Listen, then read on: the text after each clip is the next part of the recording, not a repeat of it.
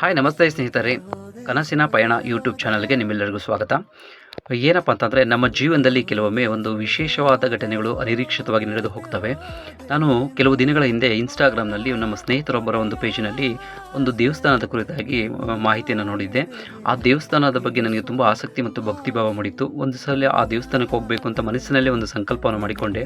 ಆ ದೇವರ ಆಶೀರ್ವಾದನೋ ಏನೋ ಗೊತ್ತಿಲ್ಲ, ಕೊನೆಗೆ ಆ ಒಂದು ದೇವಸ್ಥಾನಕ್ಕೆ ಹೋಗೋ ಅವಕಾಶ ಒಂದು ವಾರದಲ್ಲೇ ನನಗೆ ಸಿಕ್ತು.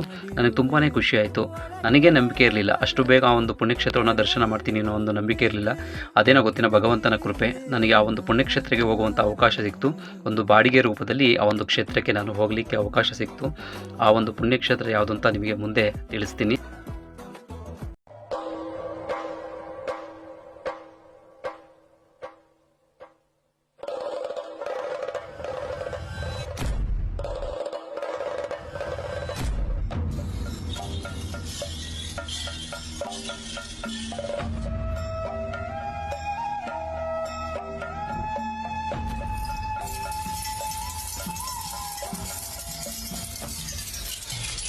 ಕಂಬದ ಶ್ರೀ ಲಕ್ಷ್ಮೀ ನರಸಿಂಹಸ್ವಾಮಿ ದೇವಾಲಯ. ಇದು ಇರೋದು ನಾಗಮಂಗಲ ತಾಲೂಕು, ನಾಗಮಂಗಲ ನಗರದಿಂದ 5 ಕಿಲೋಮೀಟರ್ ದೂರದಲ್ಲಿರೋ ಕೋಟೆ ಬೆಟ್ಟ ಎಂಬ ಒಂದು ಚಿಕ್ಕದಾದ ಬೆಟ್ಟದ ಮೇಲೆ ಈ ಒಂದು ಪುಣ್ಯಕ್ಷೇತ್ರ ಇದೆ.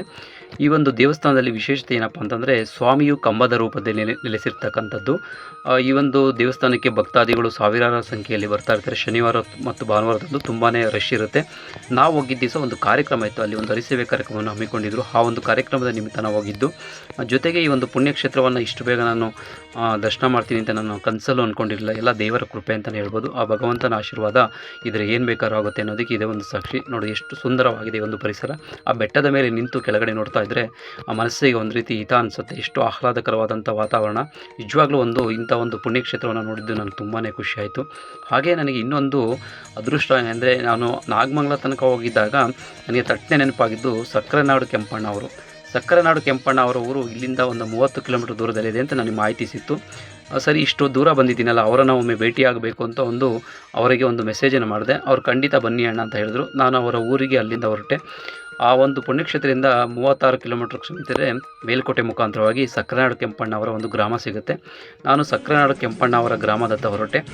ಅವರ ಊರಿಗೆ ಗ್ರಾಮಕ್ಕೆ ಸ್ವಲ್ಪ ವಿಳಾಸ ನನಗೆ ಕನ್ಫ್ಯೂಸ್ ಆಯಿತು. ಆದರೂ ಕೂಡ ನಾನು ಇವರನ್ನು ಅಲ್ಲಿ ಸಿಗುವಂಥ ದಾರಿಹೋಕರನ್ನು ಕೇಳಿಕೊಂಡು ಆ ಒಂದು ಊರಿಗೆ ತಲುಪಿದೆ. ಹಿರೇಗೌಡನ ಕೊಪ್ಪಲು ಅಂತೇಳಿ ಸಕ್ಕರೆನಾಡು ಕೆಂಪಣ್ಣ ಅವರ ಊರು, ಪಾಂಡವಪುರ ತಾಲೂಕು. ನಾನು ಹೋಗಿ ಅವರನ್ನು ಸಹ ಭೇಟಿ ಮಾಡಿ ಒಂದು ಅರ್ಧ ಗಂಟೆ ಕೂತ್ಕೊಂಡು ಅವರೊಟ್ಟಿಗೆ ಮಾತಾಡಿ ಬಂದೆ. ತುಂಬಾ ಸಂತೋಷ ಆಯಿತು. ಇದು ನನ್ನ ಅದೃಷ್ಟದ ದಿನ ಅಂತಲೇ ಹೇಳ್ಬೋದು ಸ್ನೇಹಿತರೆ.